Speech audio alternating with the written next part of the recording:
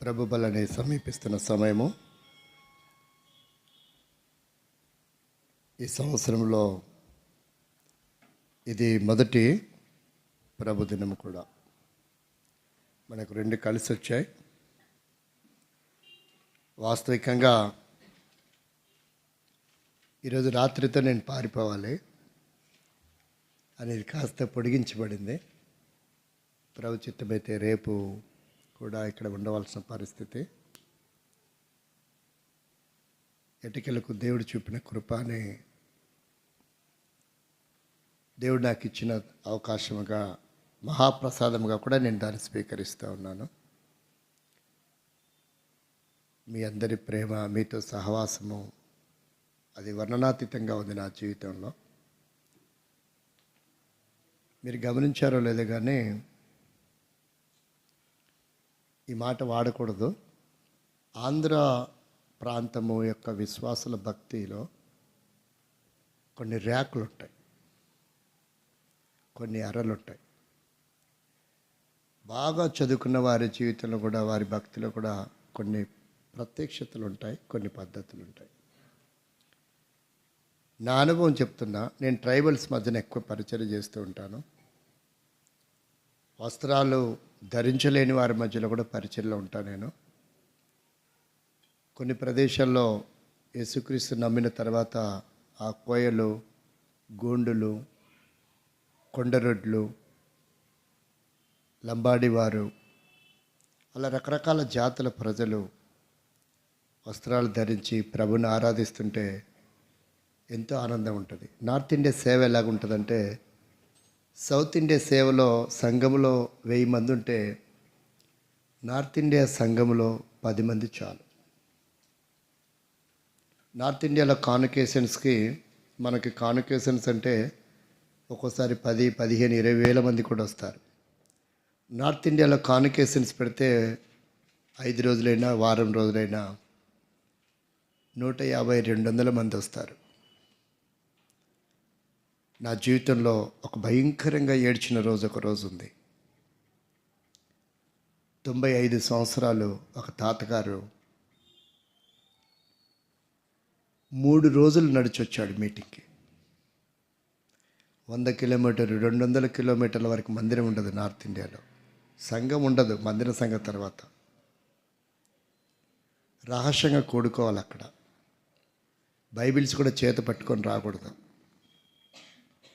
కాబట్టి అలాంటి ప్రదేశాన్ని నన్ను ఎందుకు ఎక్కువ ఆహ్వానిస్తారంటే, బైబిల్ పట్టుకొని బోధ చేయాల్సిన అవసరం లేదు కాబట్టి ఎక్కువ ఆహ్వానిస్తారు. 2018 సంవత్సరము నేను చంపబడాలి. ఆ ఏరియాలో 50 సంవత్సరాల చరిత్రలో ఒక వ్యక్తికి బాప్తిస్మం ఇవ్వలేదు. 3 రాష్ట్రాల్లో కలిసే చోట నేను బాప్తిస్మం ఇచ్చాను ఒక 30 మందికి.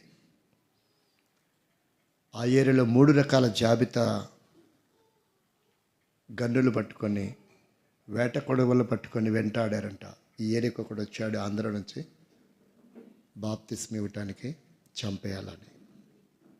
అయితే దేవుని స్తోత్రం, ఒక కోయ సహోదరి, ఆమె అయ్యా మళ్ళీ వస్తారో రారో తెలియదు మా ఏరియాకు, ఎవరైనా వస్తేనే మాకు మహోత్సవం పండుగ లాంటిది, మా ఇంట్లో ప్రార్థన చేయడానికి వస్తారా అని అడిగింది. ఆ సేవకునితో మాట్లాడండి అంటే, ఆ సేవకుడు కూడా గోండి సేవకుడే, జార్జి ముల్లర్ అబ్బాయి పేరు. ఆ సేవకుడు అన్నాడు, సరే ఆంటీ మేము వస్తాంలేండి అన్నారు. ఇంకెందుకయ్యా వెళ్ళటం, ఎలాగో ట్రాక్టర్లో లారీలో వచ్చాం కదా బాప్తిస్మానికి, ఈ వాహనాలన్నీ ఇటే తిప్పండి, ప్రార్థన చేసి నేను బాప్తిసం తీసుకున్నా, మా ఇంట్లో ఏదైనా చిన్న భోజనం చేసి వెళ్ళొచ్చు అంటే అటునుంచి అటు వెళ్ళాం. అక్కడే స్థానిక్షేపణ జరిగింది. అక్కడి నుంచి మళ్లింపు మార్గంలో మరలా నేను విజయవాడ వచ్చేసాను. ఇంకా మళ్ళీ మందిరం ఘాటికి వెళ్ళలేదు. ఇక లగేజ్ అక్కడికి తెప్పించేసాం. 3 రోజులు వెతికారంట. ఇటే వెళ్ళారు కాబట్టి మళ్ళీ తిరిగి ఇటే వస్తారని. చివరికి 3వ రోజు తర్వాత నేను విజయవాడ చేరుకున్నా. వెతికి వాళ్ళు మోసం చేశారు, ఎటుపోయారు అర్థం కాలేదని విరమించుకున్నారు. లేదా ఆ రోజు దొరికింటే, ఆంటీ వాళ్ళ ఇంటికి వెళ్ళకుండా ఇప్పుడు చెప్పండి, ఆ రోజే నేను చంపేపడేవాడిని. ఆ రోజు ఎన్ని శవాలు వేసేటో తెలియదు. అలాంటి ప్రదేశాలకు కూడా నేను స్పీకర్గా వెళ్తూ ఉంటాను. ఒక కోయ ఆంటీ భోజనం ఏం పెట్టిందంటే చెదలు, మనం చెదలు అంటాం కదా ఇక్కడ, చెదలే పెన్నె మీద వేయించి కారం పోసి భోజనం పెట్టింది. ఇదేం కూర ఆంటీ అంటే, అయ్యా ఇది చెదల కూర అయ్యా, దొర అని పిలుస్తారు కొంతమంది, మహానుభావుడ సార్ అని పిలుస్తారు, ఎక్కువ దొర అని పిలుస్తారు, బాంచంది కాల్మొక్త అంటారు, తెలంగాణ బార్డర్లో ఉంటుంది అది రాష్ట్రం, అలాంటి పదాలు వాడతారు. చెదలు ఎలా తినాలో నాకు అర్థం కాలేదు. సరే అది నేను తినలేకపోతుంటే, అయ్యా దొర కూర తెప్పిస్తానంటే ఒక ఆమె కూర తీసుకురామంటే తెచ్చింది. అదేం కూర తెలుసా? ఎదురు బొంగులు ఉంటాయి కదా, దాని వేర్లు తెల్లగా ఉంటే దాన్ని ముక్కలు చేస్తే నేను చామదుంపనేమో అనుకున్నా, అది చామదుంప కూర అనుకుంటే అవంది, అయ్యా ఈ కూర ఏంటో తెలుసా, ఎదురు కర్రలు వేర్లయ్యా. అలా విచిత్రమైనటువంటి ఆహార పదార్థాలు వారు పెడతా ఉంటారు. ఇవన్నీ పడదు దొరకి చారు అయితే తింటాడు అంటే, మరి చారు ఏం పెట్టాలంటే పండు మిరపకాయలు రోట్లో వేసి, కాదు వాళ్ళు దంచరు, రాయి ఉంటుంది బండరాయి, దాని మీద గుండ్రాయి లాంటి పెట్టి ఇట్లా రుద్దుతారు, రుద్ది అది తెచ్చింది. కారం తినండి దొరకు పడదంటే, చారు తింటాడంటే ఏం లేదు, దాంట్లోనే ఒక గిన్నెలో ఆ కారం ఎర్రదిగే పండు మిరపకాయల కారం ఒక గిన్నెలో వేసి నీళ్లు పోసి కలిపి పోసింది పళ్ళెంలో, ఇదే చారు. అంటే వాళ్ళ ప్రేమ అపారంగా ఉంటుంది. వారికి దొరికే ఆహార పదార్థాలు అవే, వారు కూడా అవే తిని బతుకుతున్నారు. దాంట్లో ఉప్పు లేదు, కారం కారం విపరీతంగా ఉంది, ఏమి ఉండవు, నూనె ఉండదు. ఒకవేళ నూనె చేయాలంటే వారికి ఇప్ప చెట్లు ఎక్కువ ఉంటాయి, అడవి కాబట్టి ఇప్పకాయలు కోసి నూనె తీస్తారు, వాళ్ళే రుద్దుకుంటారు. కొంతమంది ఏం చేస్తారంటే ఇవేమంటారు, ఆముదం చెట్లు పంట పండించి ఆముదం కాయలు ఒలిసి నూరి ఆ రసాన్ని పిండుతారు, అదే నూనె. అలాంటి భయంకరమైన ప్రదేశాల్లో దాదాపు 10 సంవత్సరాల నుంచి పరిచయం చేయడానికి నాకు దేవుడు అవకాశం ఇచ్చాడు. మీ మధ్యన ఉంటే నేను రాష్ట్ర రాజధానిలో ఉన్నట్టుగా ఫీల్ అవుతున్నా. కాబట్టి నా అభిప్రాయం అది. నిరుపేదల దగ్గర ఒకరోజు టిఫిన్ చేయడానికి వెళ్తే, ఒక ఇంట్లో టిఫిన్ చేసినాం, మధ్యాహ్నం భోజనానికి వెళ్ళాలన్నారు. టిఫిన్ చేసినట్టునే భోజనానికి ఏంటంటే 3 కొండలు దిగి ఎక్కాల అక్కడ భోజనం. మధ్యాహ్నానికి వెళ్ళే వరకు తాళం పెట్టి వెళ్ళారు, 2 అయిపోయింది. ఇక్కడ 9 గంటలకు తిని నడిచి వెళ్ళాం. నాకేం షూస్ ఉన్నాయి, నడవలేకపోతున్నా. నాతో పాటు కొయ్యవాడు వచ్చాడు, పిల్లోడు, వాడు కోతిలాగా ఎగురుతాడు కొండలు రాళ్ళు గుట్టలు, వాళ్ళకి అలవాటు అయిపోయింది, మనకేమో అది కుదరదు. 3 గంటలకు వెళ్ళాము అక్కడికి. 3 గంటలకు వెళ్తే తాళం పెట్టారు. ఆ చెట్లకున్న కాయలని తింటాడు. చావు అంకుల్ నేను తింటుండగా నువ్వు తిని అంటున్నాడు. అవి ఏం కాయలో మనకు తెలీదు, మనకు ప్రతిదీ భయం. కాబట్టి అలాంటి విచిత్రమైనటువంటి ఆహార నియమాలు. ఇంకా అక్కడికి వెళ్తారు, ఇంకా నాకు వీలైనంత వరకు పస్తే ఉపవాసాలే ఉంటా, ఎందుకంటే అవి నేను తినలేను, కానీ పరిచర్య కావాలి వాళ్ళకి. అలాగే ఉపవాసాలు పెట్టుకొని వెళ్ళిపోతాను. ఎప్పుడైనా బ్లాక్ టీ దొరుకుతుంది అక్కడ. ఏమిటి టీ అంటే ఏం దొరుకుతుంది? డికాషనే, ఇంకా పాలు అవన్నీ వారికి వగైరా, అది దొరకడమే మహాభాగ్యం అనిపిస్తుంది నాకు. అట్లా నా దేహాన్ని అలవాటు చేసుకున్నా. 6 దాటితే అడవి జంతువులు చీల్చేస్తాయి, మళ్ళీ తిరిగి మేము 6ంటికి రాలేము ఇక్కడికి. అందుకే అంకుల్ ఇంక ఇక్కడే పడుకోవాలి మనం అన్నాడు. పడుకోవాలంటే ఏం వేస్తాం, చిన్న గులకరాలు ఉన్నాయి. నేనేం బాగా అలసిపోయినా పరిచర్య చేసి, నాకేం కునుకు వస్తుంది. అంకుల్ వాళ్ళు లేరు, దుప్పట్లు లేవు, మంచాలు లేవు, ఎలాగన్నారు, ఇంకా రాళ్ళు ఉన్నాయి, ఎట్లా పడుకోవాలా, పడుకోండి అంకుల్ అన్నాడు. సరే మీకోసం నేను ఒక మంచం, ఒక పరుపు తయారు చేస్తున్నాడు. పరుపు అంటే ఏం తయారు చేస్తాడు అనుకున్నా, ఆ టేకు చెట్లు ఆకులు కోసి ఆ పుల్లలు గుచ్చి, ఇస్తరాకు అంటాం కదా మనం, ఆ పుల్లలు గుచ్చి సాపలాగా తయారు చేశాడు ఆకులతో. ఇక దాన్ని వేసాడు. అంకుల్ పడుకోండి అంకుల్ అన్నాడు. మరి దిండు అంటే ఒక రాయి తెచ్చి పెట్టాడు. పడుకోండి అంకుల్ అన్నాడు. నిజంగా నాకు సోయలేదు, ఫుల్గా నిద్రపోయినా. మరి వాడేం చేశాడు తెలుసా, అక్కడెక్కడున్న రాళ్ళు, చెట్లు, కమ్మలు, తుంగలు లావులాటు తెచ్చి రాయి వాడికి ఎలా కోయాడు కదా, కొట్టి ముట్టించి నిప్పు పెట్టినాడు రౌండ్గా. అంటే అడవి జంతువుల బాధ నుంచి తప్పించుకోవడానికి. 4 అయింది, నేను లేచిపోయినా. వాడి కునుకొచ్చి వాడు నిద్రపోయినాడు. వాడు ఇంకా లేస్తాడంటే వాడు 9 గంటలకు లేచినాడు. ఈ మంటలంతా సెగలు వేడి అవుతూ ఉంది. అట్లా మెలకు వచ్చింది నాకు. రౌండ్గా పెట్టేస్తున్నాడు. ఏందా ఎవరు పెట్టారు ఇదంతా నేను అనుకుంటున్నా. ఇంకా అది ఎలా ఉందంటే ఇప్పుడు చెప్పండి, ఈ ఏరియాలో ఏం చెప్తారు పీర్ల పండక్కి? అట్టుందనమాట నా పరిస్థితి. రౌండ్గా పెట్టినాడు, ఇంత ఎత్తు కర్రలు వేసి పెట్టి నిప్పు పెట్టేసినాడు. కొనే పని లేదు కదా, ఆడెత్తుకొచ్చి పెట్టేసినాడు. నాకు తెల్లారు లేచి చూస్తే ఈ గులకరాళ్ళన్నీ కడుపుకి లొక్కులు పడి ఉన్నాయి, గుంటలు పడి ఉన్నాయి. దాని మీద పడుకున్నాను నిద్ర కోసం అని. అప్పుడు అనిపించింది, పెద్దలు వాడింది కరెక్టే, ఆకలి రుచి ఎరగదు, నిద్ర సుఖం ఎరగదంటే అదే జరిగింది అనిపించింది. అంత లేని ఆ పదం పుట్టలేకుంటుంది అని కూడా అనిపించింది. ఇక వాళ్ళు లేచిన తర్వాత ఏంటంటే, అంకుల్ నాకు బాగా నిద్ర వచ్చింది, పడుకున్న. సారీ అంకుల్ అన్నాడు 9 గంటలకు లేచి. తర్వాత ఎందుకు పెట్టామంటే మీకు ఒక విషయం చెప్తా అంకుల్, రండి ఈ మంట వెలపటి భాగంలో చూద్దామని చూస్తే అన్ని జంతువులు వచ్చిపోయినట్టుగా చూపించాయి. ఇదిగో ఇదేమో పులి అడుగులు అంకుల్, ఇది సింహం అడుగులు, ఇవి ఎలుగుబంట్ల అడుగులు. ఈ మంట ఉంది కాబట్టి అవి లోపలికి రాలేదు మీ దాకా, మన దాకా. అవి ఆ దగ్గరికి వచ్చి ఆ మంట దగ్గర వెళ్ళిపోయినవి అని చెప్పినాడు. అంటే మీరు ఊహించండి ఎలా ఉంటుంది ఆ సిచ్యువేషన్. అలాంటి విచిత్రమైన ప్రదేశాల్లో కూడా పరిచర్య చేయడానికి దేవుడు అవకాశం ఇచ్చాడు. కాబట్టి మీతో గడపడం, కొంతమందికి ఇంత కొద్ది మంది అని అనుకునే వాళ్ళు కూడా ఉంటారేమో నాకు తెలియదు కానీ. కాబట్టి అక్కడ ఆ రోజు ఎందుకు ఏడ్చానంటే, ఆ మీటింగ్లో 95 సంవత్సరాల వయసు అంకులు 3 రోజులు ప్రయాణం చేసి వచ్చాడు మీటింగ్కి. విజయవాడ నుంచి దూర వచ్చాడంట, వాక్యం వినాలా, నడిచి వచ్చాడండి. మనకి మందిరం చుట్టూ ఇల్లు ఉన్నాయి. ఒకసారి ఊహించండి ఎంత అదృష్టవంతులమో మనం. 95 సంవత్సరాల వయసులో ఆ పెద్ద ఆయన చెప్పులు కూడా లేకుండా నడిచి వస్తే, అది కూడా మే నెల, భయంకరమైనటువంటి వాళ్ళకు అలవాటు. మీరు ఎవరు అంకుల్ అంటే, అయ్యా నేను కొండరొడ్డిని, మేము కొండరొడ్లం అంటారు. ఏంటి అంకుల్ మీ సాంప్రదాయాలు అంటే, మా సాంప్రదాయంలో 13 సంవత్సరాల పిల్ల ప్రసవిస్తే ఆ పిల్లనే ప్రసవించి ఆ పిల్లనే శిశువుకి బొడ్డు కోసుకొని అన్నీ శుభ్రం చేసుకోవాలంట. ఇది మా సాంప్రదాయం. ఒకసారి ఊహించండి, మనకు 20-30 ఏళ్ళు వచ్చిన కొంతమందికి టీ కాఫీ కలపడం రాదు. 13 సంవత్సరాల పిల్ల ప్రసవించి బొడ్డు కోసుకోవాలంట శిశువుకి. డెలివరీ అయ్యేదాకా పడేస్తారంట వెలపట. వాళ్ళ సాంప్రదాయాలు అట్లాంటివి. నాకు ఆశ్చర్యం వేసింది. ఇలాంటి సాంప్రదాయంలో యేసుప్రభువు నమ్మి నేను 3 నెలలు అయిందయ్యా. ఎంతకాలమైందంట? 95 సంవత్సరాల వయసులో యేసుని నమ్మాడంట మహానుభావుడు.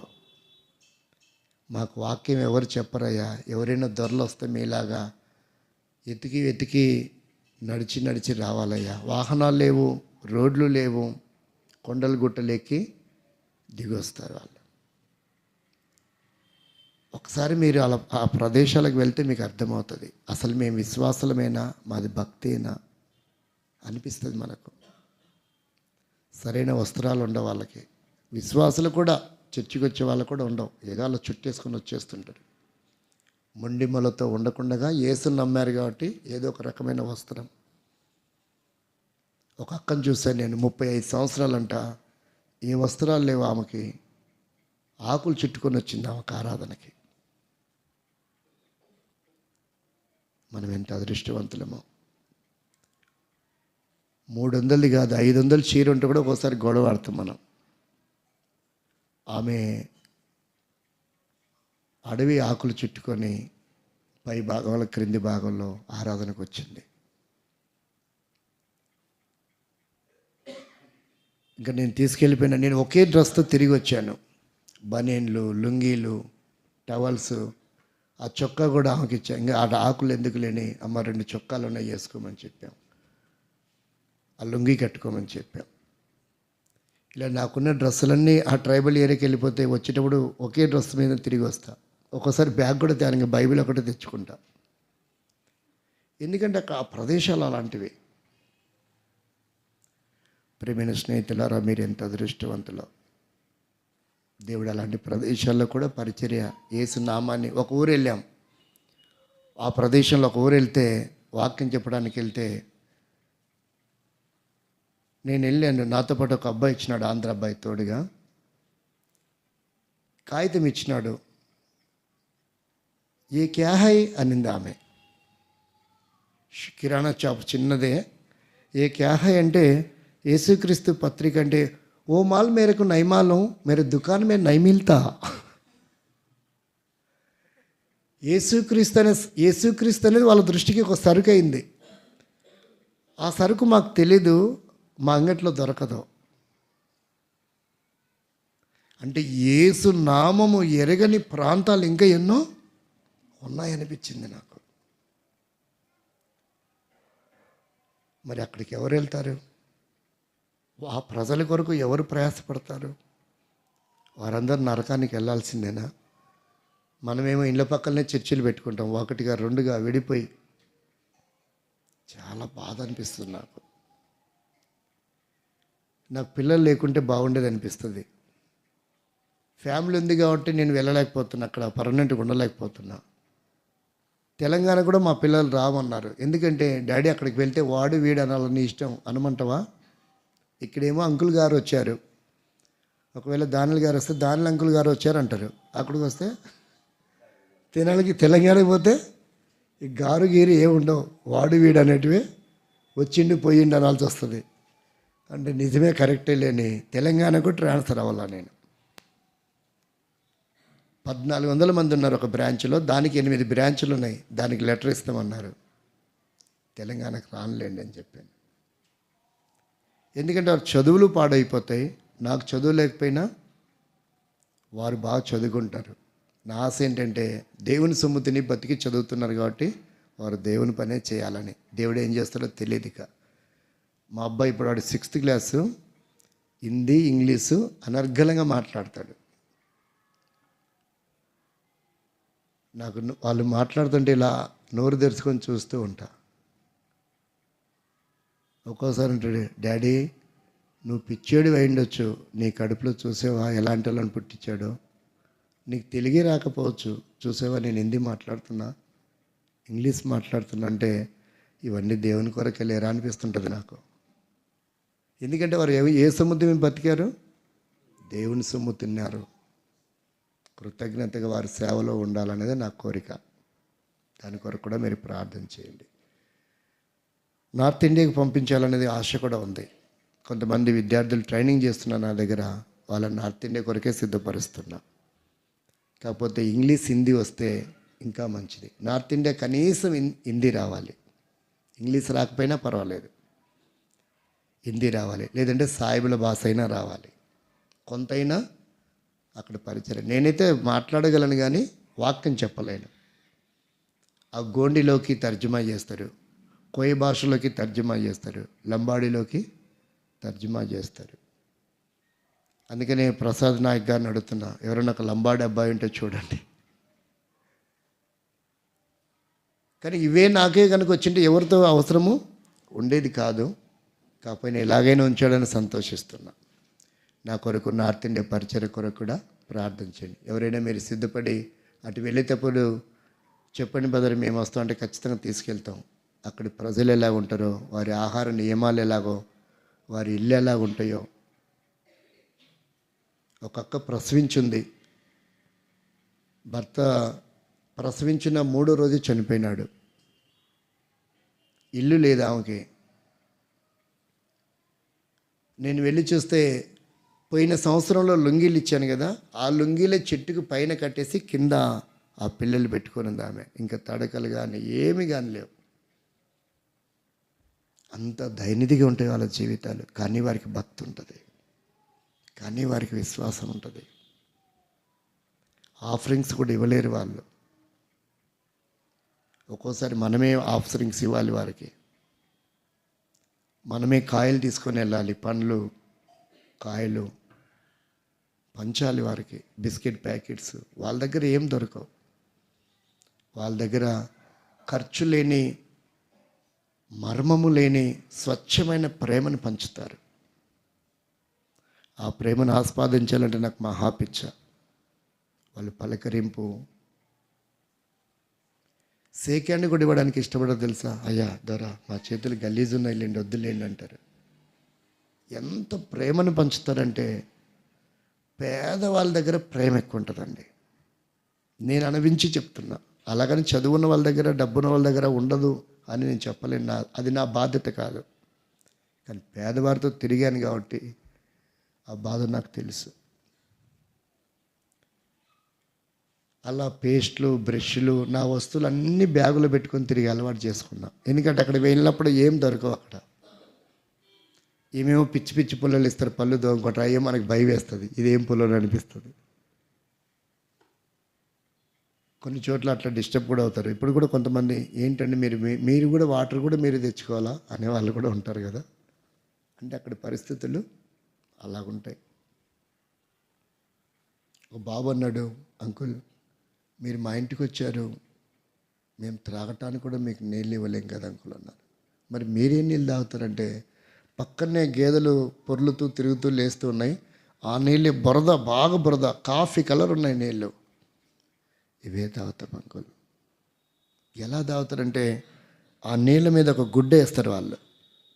గుడ్డ వేసి గుడ్డ మీద నోరు పెట్టే తాగేస్తారు. ఇలా గుడ్డ మీద నోరు పెట్టే తాగేస్తారు. మళ్ళీ ఇక్కడ తీసుకున్న తాగొచ్చు కదంటే ఎంత రిస్క్ మాకు పడదంటారు. అలా గుడ్డ వేసి గుడ్డ మీద నుంచి వచ్చే నీరు తాగితే ఇంక ఏం నలకలు నోట్లోకి పోవని. చూడండి ఎంత విచిత్రమో. దాహము కూడా తీర్చుకోలేని పరిస్థితులు. కొన్ని చెట్లు ఉంటాయి వాళ్ళకు, ఆ చెట్లకు వచ్చే పాలు, ఆ చెట్లలో వచ్చే నీరు కూడా స్వీకరిస్తారంట వేసవి కాలంలో. ఊహించండి ఎలా ఉంటుందో.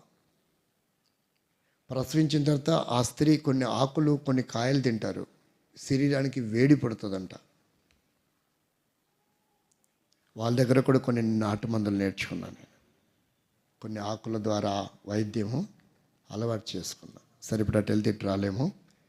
మనం ఒక చిన్న చదువుదాం. 1 తెస్సలోనిక పత్రిక. ఒక్కోసారి ఇలాంటి అనుభవాలన్నీ చెప్పాలనిపిస్తుంటుంది. కొంతమందికి ఎక్కసం కూడా అవుతుందేమో తెలియదు.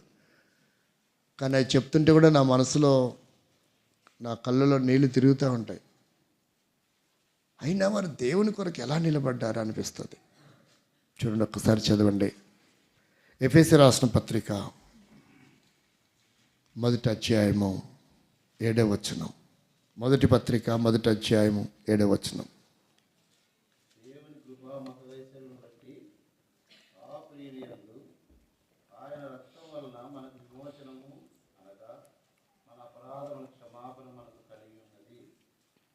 మొదటి తెస్సలోనిక పత్రిక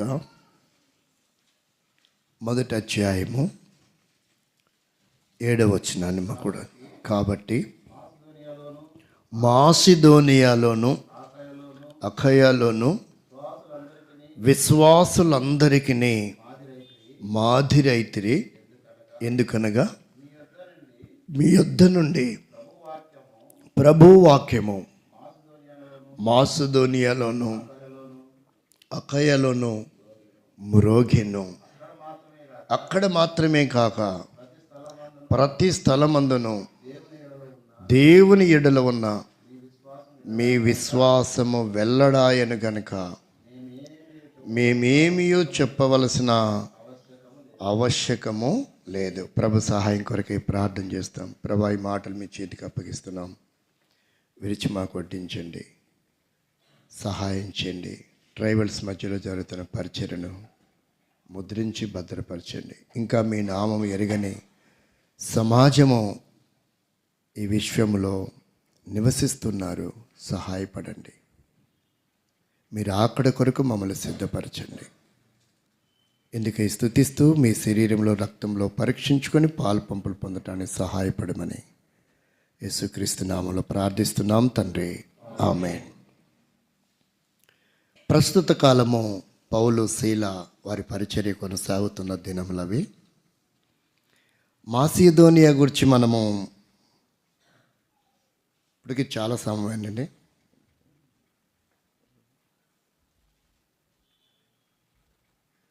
ఇప్పటికే 12:40 అయింది.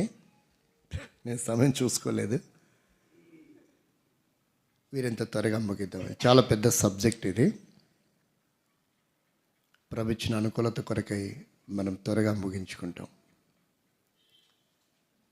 ఇది విశ్వాసులకు సంబంధించినటువంటి విషయం. ప్రభు బల్ల కూడా విశ్వాసులకు సంబంధించిందే కనుక ఆ విషయాలు కొంచెం మనం లోతుగా ఆలోచన చేద్దాం. మాసిదోనియా అనే ఈ ప్రదేశం పుణ్యక్షేత్రం, వ్యాపారపు కేంద్రం. అక్కడ తెసలోనిక అనే ఒక ప్రాంతం ఉంది. అది సముద్ర తీర ప్రాంతం. తరచుగా వరదలు వస్తూ ఉంటాయి. అనేకులు కూలీలు, వ్యవసాయదారులు, చేతి వృత్తి చేసుకునేవారు ఈ ప్రదేశంలో కూలి పని చేసుకోవడానికి వలస వస్తూ ఉంటారు.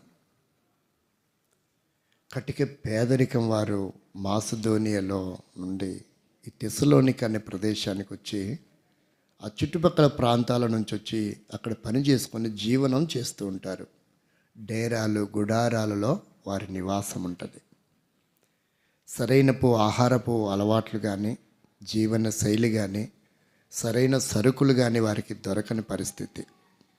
ఆంధ్ర నుంచి ఇక్కడ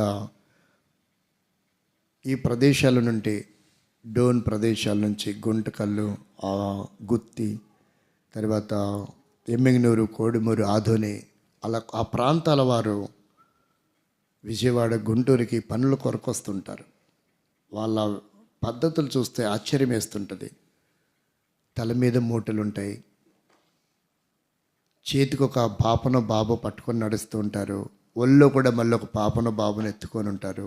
కొంతమంది మహిళలు అయితే గర్భంలో కూడా ఒక శిశువుని మోస్తూ ఎంత దయనిధిగా ఉంటారంటే, ఎందుకు ఇలాంటి పరిస్థితి అంటే పేదరికం, ఆర్థికపరమైన ఇబ్బందులు, పనులు లేని పరిస్థితులు. కానీ కడుపు ఊరుకోదు కదా, దానికి ఆహారం కావాలి.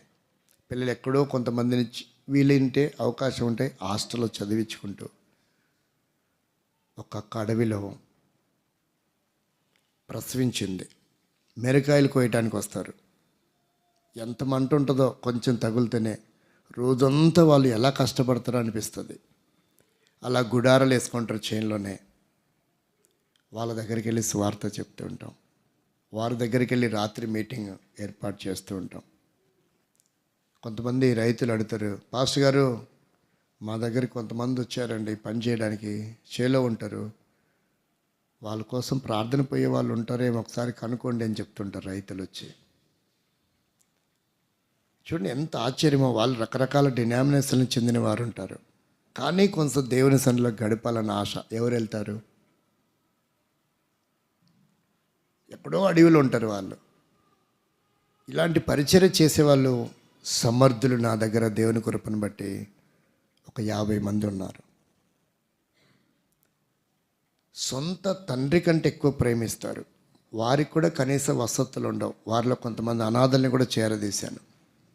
రోడ్ల మీద అడుక్కుంటూ ఎక్కడో బస్ స్టాపుల దగ్గర పడుకుంటే కొన్ని మాటలు చెప్పి, ఎందుకు ఇక్కడ ఖాళీగా ఉంటారో బాబు, నీ బతికెందుకు నాశనం చేసుకుంటావు, రా మాతో పాటు వచ్చాయి, ప్రజెంట్గా నీకు భోజనం జరుగుతుంది, ఏదో ఉన్న వస్త్రాలు ఇస్తాం. ఇక వాడు నమ్మకంగా ఉన్నాడు అనుకో, దేవుని పనులు అలా కొనసాగుతూ ఉంటారు. కొంత చదువు చెప్పిస్తూ ఉంటాం, అక్షరాలే. ఎందుకంటే వాడు 2 మాటలు చెప్పాలి ఎక్కడో చోట సువార్త. వాడిని ఖాళీగా ఉంచకూడదు. వరకు భోజనం పెట్టి తయారు చేస్తాడు, సోమరుడు అవుతాడు. దేవుని పని కొరకు తిప్పాలి. ఎంతో భారం ఇచ్చాడు. తెలీదు, ఒక్కోసారి సహవాసాన్ని విడిచిపెట్టాలని కూడా అనిపిస్తుంటుంది నాకు. చాలా ఆటంకాలు పరిచయం చేయాలంటే. అక్కడ ఎందుకు బదులు అనవసరంగా ఏదైనా కష్టం కదా, మాకు సేవకులు లేకుండా పోతారు అంటారు పెద్దలు. ఊరికే నువ్వు శ్రమ పెట్టుకుంటావు ఎందుకు? నీ జోబులో డబ్బులన్నీ ఖర్చు పెడతావు ఎందుకు? వాళ్ళు ఉండేది అడవిలో ఉంటారు, వాళ్ళు చిన్నపిల్లలు ఉంటారు. వెళ్ళేటప్పుడు ఏ బిస్కెట్లు పండ్లు తీసుకొని వెళ్ళాలా. అలాగనే వాళ్ళు కూర్చుంటారు, కొన్ని మాటలు వింటారు. ఒక్కోసారి ట్యాబ్లెట్లు కూడా తీసుకొని వెళ్తూ ఉంటాం. ఏం చేస్తాం మరి? వాళ్ళకేం దొరకవు. ఎప్పుడు ఏం జరుగుతుందో తెలియదు. రైతులు పట్టించుకోరు. మీ ఇష్టం ఉంటే ఉన్నాను, లేకపోతే లేదంటారు. ఈ రీతిగా కష్టపడుతున్నాం. మీ ప్రార్థనలు కూడా ఎంతో సహాయపడుతున్నాయి. ప్రభు కృపను బట్టి, మీ సహకారాన్ని బట్టి వేరే విధంగా మొత్తానికి ఒక మందిరాన్ని స్లాబ్ వేసాం. టెంట్ సామాన్లు ఇట్లా పట్టాలని తెచ్చేసి క్రిస్మస్ రోజు దాన్ని ప్రారంభించాం. ఇంకా దాదాపుగా 3 లక్షల దాకా పని ఉంటుంది. ట్రాన్స్ఫర్ అవ్వాలనే ఆలోచన కూడా నాకుంది. దేవుని చిత్తం, ప్రార్థన చేయండి దాని కొరకు. ఇక్కడ చూస్తే తెసలోనిక అనే ఈ సంఘం ఎలా కట్టబడిందో తెలుసా? ఒక వ్యక్తి ఇక్కడ కారకుడు అవుతూ వచ్చాడు. అతను చాలా దూషించబడ్డాడు, గేలి చేయబడ్డాడు, ఏడవబడ్డాడు. అతని పేరే యాసోను. అతని పేరేంటి? యాసోను. ఒకసారి చదవండి, మీ బైబిల్లో ఉంది. అపోస్తల కార్యం 17వ అధ్యాయము 5వ వచనం చదవండి.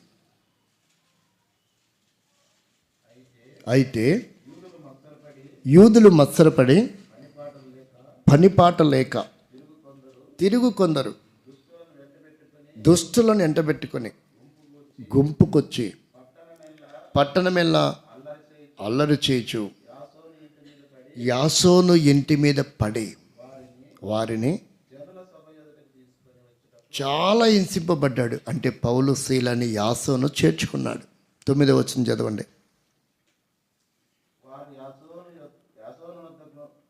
వారు యాసోను యుద్ధకును మిగిలిన వారి యుద్ధకును జామీను తీసుకొని విడుదల చేసిరి. అంటే చాలా హింసించారు. 7వ వచనమేమో చదవండి. యాసోను ఇంట్లో ఉన్నారు అని సమాచారం వచ్చిందంట. వీరందరూ యేసును వేరొక రాజున్నాడని చెప్పి కైసరు చట్టములకు విరోధంగా నడుచుకుని వారని కేకలు వేసిరి. అంటే ఇక్కడ ఒక రాజ్యాంగం ఉండగా ఈ రాజ్యాంగానికి వ్యతిరేకంగా యేసు అనే ఒక రాజు ఉన్నాడు. ఈ ప్రజల్ని వాళ్ళ వైపు మళ్ళిస్తున్నాడు, భ్రమ పెడుతున్నారు ఈ పౌలు శీల వచ్చి అని. ఈ లోకంలో ఉన్న అధికారులు ఈనాడు భారతదేశంలో క్రైస్తవం ఎలా దూషింపబడుతుందో ఆనాడు కూడా మాసిదోనియాలో ఉన్నటువంటి పరిస్థితులు, ఆ తెస్సలోనికలో ఉన్న సమస్యలు అవే. యాసోను చేర్చుకుంటే యాసోను మీద కుటుంబం మీద పడి చిత్రహింసలు పెడుతూ వచ్చారు. ఆ తెస్సలోనికల సంఘం కట్టడానికి ఎన్ని సంవత్సరాలు పట్టింది తెలుసా? కేవలము 21 రోజు. ఎన్ని రోజులు పట్టింది? 21 రోజు సంఘం కట్టబడిందంటే అక్కడ ప్రజలు ఎంత ఆతురతతో ఉండింటారో ఒక్కసారి ఆలోచించండి. ఎవడొస్తాడా మా దగ్గరికి, ఎవరు వస్తారా యేసునామాన్ని మోసుకొని, ఎవరు వస్తారని ఎంతగా ఎదురు చూసింటారో. ఒకనాడు భక్సింగ్ గారు ప్రార్థన చేస్తుంట, ప్రభా నేను ఆస్ట్రేలియాలో పరిచర్య ప్రారంభించాలా, నీ చిత్తమైతే నా కొరకు ద్వారం తెరవని ప్రార్థన చేస్తున్నాడంట.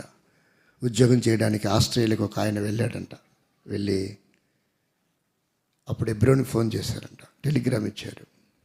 ఆస్ట్రేలియాలో మేమున్నాం, హెబ్రోన్ పరిచర్య ఆస్ట్రేలియాలో ప్రారంభించాలా, ఎవరైనా వస్తారా, ఎవరైనా పంపిస్తారా? చూడండి, విదేశీయంలో డబ్బు తెచ్చి స్వదేశంలో సేవ చేయకుండా కొంతమంది జల్సాలు చేస్తున్నారు. డైజెంట్ భక్సింగ్ గారు స్వదేశంలో ఉన్నటువంటి వ్యక్తులను డబ్బును తీసుకెళ్ళి ఏం చేశాడు? విదేశాలలో పరిచర్య చేశాడు. నిజంగా ఆ పరిచర్య కొరకు ఆ వెళ్ళిన వ్యక్తి ఇప్పుడున్న ఆయన పేరేం పేరు?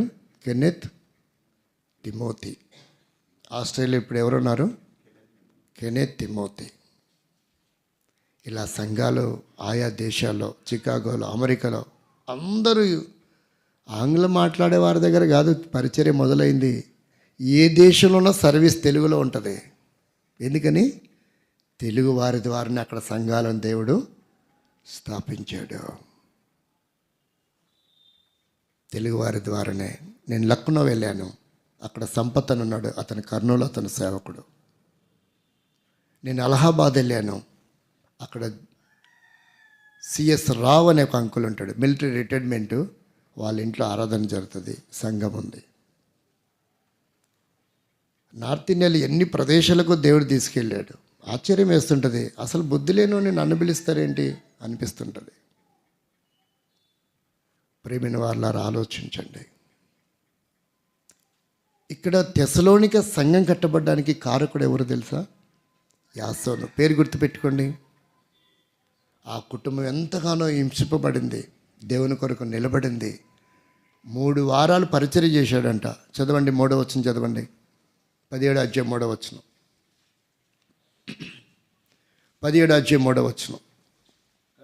గనుక పౌలు తన వాడుక చొప్పున సమాజం వారి యొద్దకు వెళ్ళి క్రీస్తు శ్రమపడి మృతులలో నుంచి లేచుట ఆవశ్యకమనియు నేను మీకు ప్రచురము చేయు యేసే క్రీస్తయున్నాడని లేఖనముల నుండి దృష్టాంతములను ఎత్తి విప్పి చెప్పుచు వారితో 3 విశ్రాంతి దినములు తర్కించడము అంటే ఒప్పిస్తూ ఉన్నాడు. వారు వేసే డౌట్లు, క్వశ్చన్స్ అన్నిటికీ ఆధారాలు రుజువుపరుస్తున్నాడు. తర్కం వేరు, వితర్కం వేరు. తర్కము అనేది మనకు అవసరమే, కానీ వితర్కం జోలికి మనం వెళ్ళకూడదు. తర్కించుచు ఏమని చెప్తున్నాడంట? క్రీస్తే, యేసే క్రీస్తు. అంటే అక్కడ అర్థం ఏంటంటే, క్రీస్తు అంటే అభిషక్తుడు. అభిషక్తుడు వస్తాడని ఎదురు చూశారు వారు. ఆల్రెడీ వచ్చాడు, ఈ క్రీస్తు ఎవరో కాదు, మీరు ఎవరికైతే ఏ అభిషక్తుడైతే వస్తాడని ఎదురు చూస్తున్నారో ఆ అభిషక్తుడి క్రీస్తే అని నొక్కి ఒకాలించడం. శ్రమ పుచ్చుకున్నాడు. ఎంతకాలం ఉన్నాడంట? 3 విశ్రాంతి దినములంటే 3 వారములు. 3 వారములు అంటే దాదాపుగా 21 రోజు. 21 రోజులో సంఘం కట్టబడిందంటే ఎంత శ్రమ పడి ఉంటారో ఆలోచించండి. ఒక సంఘం కట్టడం ఎంత కష్టం. దానికి మూలమైన యాసోను కుటుంబం ఎంతగా హింసింపబడిందో చూడండి. వాళ్ళకి ఎంత పరిచర్య చేసి ఉంటారు. వారికి వేవేళ్ళకి తేనీరు ఉండదు. అప్పుడు తేనీరు ఉందా? టీ కాఫీలు అనుకుందాం మన భాషలో, టిఫిన్లని, భోజనాలని. వారికి ఎన్ని రకాల సేవలు చేసి ఉంటుంది ఆ కుటుంబం. ఒక్కోసారి వారికి సేవ చేస్తూ పిల్లల్ని, భర్తను కూడా ఆమె మర్చిపోయిందేమో తెలియదు మనకు. అంత కష్టపడితే 3 వారాల్లో సంఘం కట్టబడితే ఇప్పుడు ఆ సంఘాన్ని ఏం చేయడానికి ప్లాన్ చేశారంట? అసలు ఈ సంఘం ఉండడానికి కారణం ఎవడు? యాసోను. వాడిని లేకుండా చేస్తే ఆటోమేటిక్గా అందరికీ ఏమవుతుంది? భయం పడుతుంది. ఆటోమేటిక్గా సంఘం లేకుండా మనం చేయొచ్చు. ఇప్పుడు అక్కడ విశ్వాసులు ఎలా కష్టపడ్డారో చూడండి. ఎలాంటి సమయాల్లో వారు రక్షణ పొందారు. ఇప్పుడు చదవండి 6వ వచనం, తెస్సలోనిక పత్రిక. ఇంకా నాకు విస్తరించడానికి సమయం సరిపోదు. ఉపద్ఘాతమే వర్తమానం అయ్యేటట్టుంది అపొస్తలుల కార్యం కూడా చెప్తే. అందుకని డైరెక్ట్ మనం భాగం దగ్గరకు వద్దాం. తెస్సలోనిక పత్రిక, మొదటి పత్రిక, 1వ అధ్యాయం 6వ వచనం చదవండి. పరిశుద్ధాత్మ వలన కలుగు ఆనందముతో ఎప్పుడు రక్షణ పొందారంట? గొప్ప ఉపద్రవమునందు మీరు వాక్యమును అంగీకరించి మమ్మును ప్రభువును. పౌలు సాక్ష్యం ఇస్తున్నాడండి. తెస్సలోనిక సంఘం ఎలాంటిది? వరదల్లో పులిహార ప్యాకెట్ల కొరకు ఎదురు చూసే ప్రజలు వారు. ఎవడొస్తాడా, మాకు ఏం సహాయం చేస్తారా? కొంతమంది అంటే ఏ ప్రభుత్వం రాలేదండి, ఏ నాయకులు రాలేదండి, మాకు మంచినీళ్ళు లేవండి, పులిహార ప్యాకెట్లు, బిస్కెట్లు కూడా, పిల్లలు పాలు కూడా లేవండి చెప్పట్లేదా వరద బాధితులు? అలాంటి చోటికి పౌలు శీల వెళ్తే వాళ్ళు ఏమి ఎదురు చూసింటారు? ఏ నీళ్ళ ప్యాకెట్లు తెచ్చారో, ఏ పులిహార తెచ్చారో, ఏ బిస్కెట్లు తెచ్చారో, ఏం పాల ప్యాకెట్లు తెచ్చారో ఎదురు చూసింటారు ఆ ప్రజలు. అంతటి కష్టకాలంలో వారికి దేవుని వాక్యం ఎలా చెప్పింటారో, అంత వేదనలో గుండెలు బాదుకుంటున్న సమయాలలో పిల్లలు చనిపోయి, కుమారుడు చనిపోయి, భర్త చనిపోయి, భార్య చనిపోయి వేదన చెందుతున్న ఆ ప్రజలు ఎలా దేవుని వాక్యాన్ని వినింటారో ఆలోచించండి. నీవైతే ఆ వేదనలో వినగలవా? చిన్న సమస్య వస్తూనే ప్రార్థన చేసుకోలేకపోతున్నాం బదర్, అన్ని ఆలోచనలు పిచ్చి పిచ్చిగా వస్తున్నాయి, బాధ తట్టుకోలేకపోతున్నాం, బైబిల్ చదవలేదు, ప్రార్థన లేదు, మా కోసం మీరు ప్రార్థన చేయండి. బైబిల్ చెప్పట్లేదట. ఎవరికైనా బాధ కలిగితే వాడు ఏం చేయాలంట? మనం ఏం చేస్తున్నాం? అందరి మీద తీసుకెళ్ళి బరువు పడేస్తాం. మీరు ప్రార్థన చేయండి, మీరు ప్రార్థన చేయండి. మనం చెయ్యం. బాధ కలిగిన వాడు ప్రార్థన చేసుకుని బైబిల్ చెప్తుంది. సంతోషంగా ఉన్నవాడు పాటలు పాడాలి, ఆనందించాలి. మరి గొప్ప ఉపద్రవం అంట ఎలా ఉంటుంది? 1977 సంవత్సరం నవంబర్ 19వ తారీఖున పెద్ద ఉప్పెన వచ్చింది దివిసీమలో. లక్షల మంది మరణించారు. శవాలు ఎతకడానికి కాదు, తీసుకెళ్ళడానికి కాదు, పెట్రోల్ బస్సు ఎక్కడ శవాలు అక్కడ గుట్టలు గుట్టలుగా తగలబెట్టారు. మాసిదోనియాలో ఆ ప్రదేశంలో ఉన్న ఈ తెస్సలోనిక కూడా అలాంటిదే. ఎప్పుడు పడితే అప్పుడు వరదలు వస్తూ ఉంటాయి. గొప్ప ఉపద్రవంలో వారు వాక్యం అంగీకరించారంట. ఇంకా ఈ ఎన్ని సంవత్సరాలు అవుతున్నా నువ్వు దేవుని నమ్మడం లేదు, రక్షణ పొందడం లేదు, బాప్తీసం పొందడం లేదు, నీ జీవితం విషయమై పశ్చాత్తాపం లేదు. ఎప్పుడు ప్రభు రాకడ వస్తుందో తెలీదు, ఎప్పుడు నువ్వు మరణిస్తావో తెలీదు, కానీ ఇంకా రక్షణకు దూరంగానే జీవించటం. ప్రియమైన స్నేహితులారా, మిత్రులారా, ఆలోచించండి ఒకసారి. ఉపద్రవంలో వారు ఏం చేశారంట? వాక్యమును అంగీకరించారు. సరిపోలేదంట. వాళ్ళ పిహెచ్డి ఏంటో తెలుసా? మమ్మును ప్రభువును పోలి మీరు, ఎవరు చెప్తున్నారు? పౌలు సాక్ష్యం ఇస్తున్నాడు.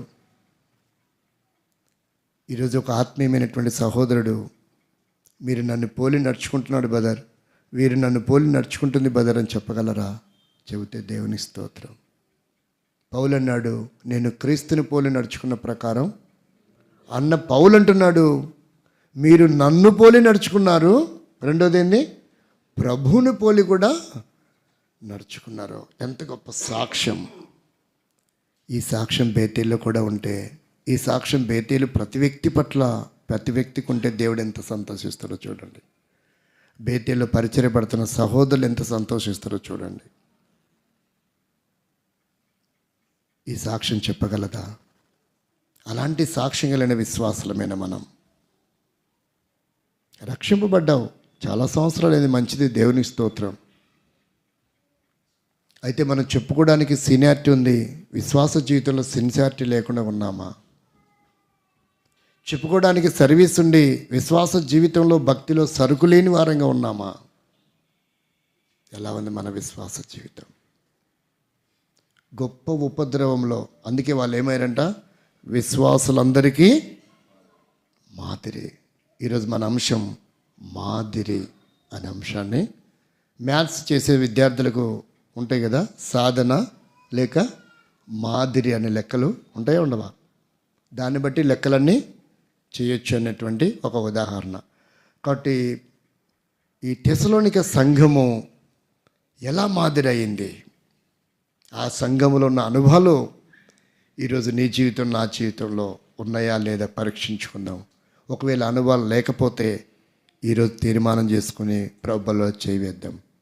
ఆ అనుభవాలు నాలో కూడా ఉండాలా, నా సంఘములో కూడా ఉండాలా, నా జీవితంలో కూడా ఉండాలా, నేను కూడా ఇతరికి మాదిరిగా ఉండాలని ఈరోజు నుంచి నూతన సంవత్సరం, ఈ మొదటి ప్రభుదినం నుంచే సరైన తీర్మానం చేసుకొని అలాంటి మాదిరికరమైన సంఘముగా, వ్యక్తిగా, విశ్వాసిగా మనం కూడా సిద్ధపడదాం. రండి. మొట్టమొదటిది ఏంటి? 7వ వచనం చదవండి. కాబట్టి మాసిదోనియాలోను అఖయాలోను విశ్వాసులందరికీ, అంటే ఇప్పుడు ఈ మండలానికి కాదు, ఈ జిల్లాకి, ఈ రాష్ట్రం అంతటికి బేతేల్ అంటే ప్రపంచంలో సెర్చ్ చేసుకోవాలా, అసలు కాసాపురం ఎక్కడుంది, నెట్లో చూడాలా. కాసాపురం విశ్వాసుల సంగతులు ప్రశంసింపదగినటువంటి విషయం, మాదిరి అవ్వాలంట. అప్పుడు కాసాపురం విషయంలో, విశ్వాసుల విషయంలో దేవుడు ఎంత సంతోషిస్తాడు. ఒక పట్టణం మాసిదోనియా, అఖయ, 2 పట్టణాలకు వీరు ఏమయ్యారంట? మాదిరి అయ్యారు. అసలు వాళ్ళు వెళ్ళి పౌలు శీల వాక్యం చెప్పాల్సిన అవసరం లేకుండా పోయిందంట. అదే ఎక్కడుంది రాయబడింది. మేమేమి చెప్పవలసిన ఆవశ్యకం లేదు. అంటే వీరి విశ్వాస జీవితమే, వీరి టెస్టిమనీ, వీరి సాక్ష్యమే అనేకుల్ని రక్షణలోకి నడిపించాయి. మాసిదోనియాలో, అఖయలో. నీ విశ్వాస జీవితం, నీ కుటుంబ సభ్యుల సంగతి ఆలోచిద్దాం. నీ విశ్వాస జీవితం, నీ ఇంటి పేరు గల వారి దగ్గర ఆలోచిద్దాం. నీ విశ్వాస జీవితం, నీ వీధిలో ఉన్న వారి దగ్గర ఆలోచిద్దాం. నీ విశ్వాస జీవితం, నువ్వు పనిచేసే వారి దగ్గర ఆలోచిద్దాం. ఇంకా మురగగలదా? ఇక్కడనే లేకుండా పోతే అక్కడ దాకా ఎలా ప్రయాణం చేయగలదు? అందుకంటున్నాడు మాదిరైతిరి. ఏ విషయంలో అంటే ఎక్కడెక్కడంట? మాసిదోనియాలోను అఖయాలోను.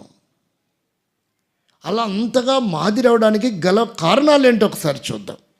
ఏ ఏ విషయాల్లో వారు ఏ లక్షణాలు కలిగి ఉన్నారో, ఎందుకు మాదిరి అవుతూ వచ్చారో. నేను కూడా అలా ఉంటే ఎంత బాగుంటుంది, బేతేలు కూడా అలా ఉంటే బాగుంటుంది, కాసాపురం కూడా అలా ఉంటే ఎంత బాగుంటుంది ఆలోచిద్దాం రండి. మొదటిగా చూడండి, మొట్టమొదటిది ఏంటంటే మాదిరి అవ్వాలి అంటే ఫస్ట్ మనకు ఉండవలసిన లక్షణాలు ఏంది? యేసుక్రీస్తుని సొంత రక్షకుడిగా అంగీకరించాలి. అంగీకరించలేకుండా మనం విశ్వాసం కాలేం. ఒకవేళ ఇది అనుకూల సమయం, ఇదే రక్షణ దినం, ఈ గొప్ప రక్షణ నిర్లక్ష్యం పెడితే అంటే ఈ రోజు వరకు పోయిన సంవత్సరంలోనే మన జీవితం ముగించిపోయి ఉండాల్సింది. క్రొత్త సంవత్సరాన్ని కూడా ఎందుకు తీసుకొచ్చాడంటే ఇంకా నువ్వు ఇప్పుడైనా రక్షణ పొందుతావేమో, ఈ రోజైనా నీ తీర్మానం చేసుకుంటావేమో, ఈ రోజైనా బ్రతుకు మార్చుకుంటావేమో. అలా సంవత్సరాలు మనకేం చేస్తున్నాడు? ఆవిష్కారాన్ని పొడిగిస్తూ ఉన్నాడు. ఈ సంవత్సరమైన విశ్వాస జీవితంలో మాదిరిగా ఉంటావేమో అని. విశ్వాసం అయితే సరిపోదు దేవునికి. నీకు సరిపోతుందేమో, నాకు సరిపోతుందేమో నేను విశ్వాసం చెప్పుకోవడానికి, కానీ దేవుడు అది కాదు కోరేది, నువ్వు మాదిరిగా ఉండాలని. ఇక ముందు నిన్ను ఇతరులకు చూపించాలని పౌలు అనేకుల గురించి సిఫారసు చేస్తాడు. ఒక వ్యక్తిని గురించి ఏమని సిఫారసు చేశాడో తెలుసా? ఆ స్థానంలో నీవు నేను మనం ఉంటామా?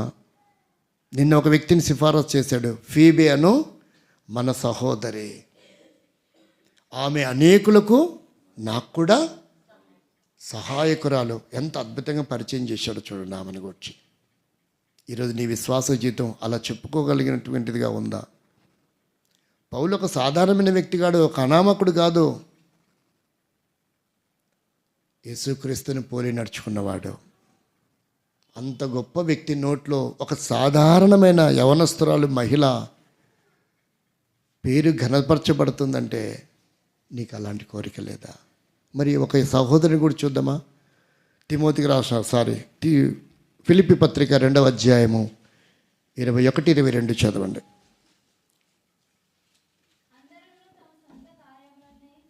అందరూ తమ సొంత కార్యములనే చూచుకొనుచున్నారు. అంటే దాని భావం చూసుకోకూడదని కాదు, చూసుకుంటూ సంఘము, దేవుని పని, దేవుని పరిచర్యలో పాలుపంపులు ఉండాలి. చూడండి, చూసుకుంటూ ఉన్నారు. చదవండి తర్వాత వచ్చిన యేసుక్రీస్తు కార్యములను చూడరు. చూస్తున్న సహోదరులు కొంతమంది ఉన్నారు, చూస్తున్న సహోదరులు కొంతమంది ఉన్నారు. వారిని బట్టి ప్రభుని స్తుతిస్తున్నాను. మిగతా వారి సంగతి ఏంది? వాళ్ళు చూస్తారులే, వాళ్ళు చేస్తారులే కాదు.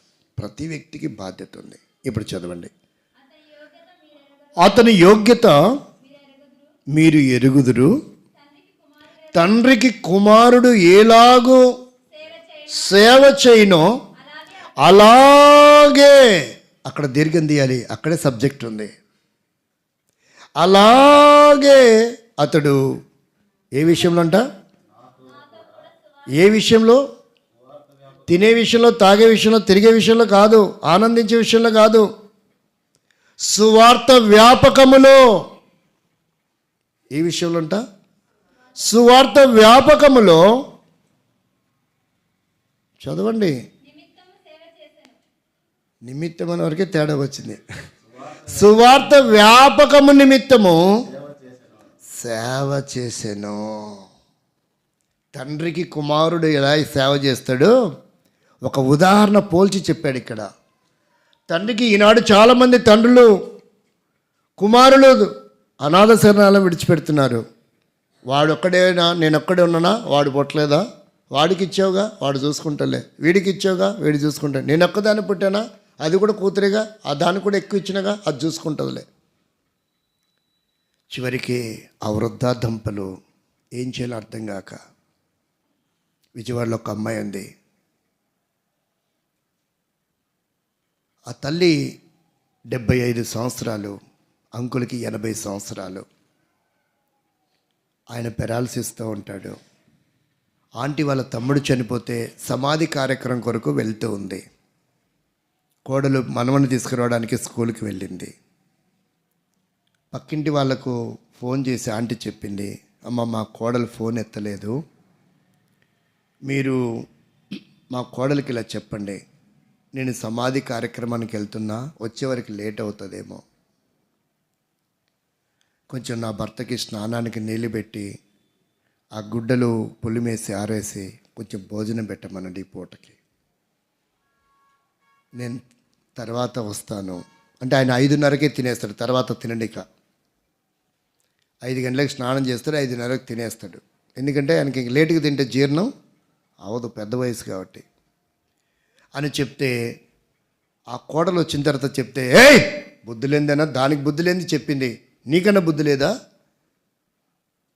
నేనేమి ఆమె మొగునికి భార్యని కాదు, ఆమె కుమారునికి భార్యని, కాబట్టి నేను ఆమె మగునికి సేవ చేయాల్సిన అవసరం నాకు, నా మగుడు నాకున్న నా మగునికి నేను సేవ చేసుకుంటా. ఉంటారా అలాంటి కోడనరు? ఉన్నారా? నీకెలా తెలుసయ్యా? ప్రాక్టికల్లా చాలా వేదనతో కూడింది. ఆంటీ సమాధికి వెళ్ళలేదు, ఇలా అనిందమ్మ మీ కోడలంటే వెంటనే తిరిగి వచ్చేసి, సరే అమ్మ, నా భర్త బతుకున్నంత వరకు నేను సేవ చేసుకుంటా, దేవుడు నన్ను అందుకే పుట్టించాడు, ఆయనకు సేవ చేయడమే నాకు మహాప్రసాదం. ఆమె తిరిగి వచ్చే వరకు పెద్ద ఆయన స్నానం చేయలేదు, భోజనం తినలా, వచ్చే వరకు 8 అయింది. ఇంకేం భోజనం పెడుతుంది? ఆయన ఏం తినగలడు. ఆ రాత్రి పస్తు పండుకున్నాడు. ఈరోజు చాలామంది కోడలుగా, అల్లుడిగా, కుమారుడిగా, కుమార్తెగా నీ స్థానం ఏంటి? వారికి ఎలా సేవ చేస్తున్నాం?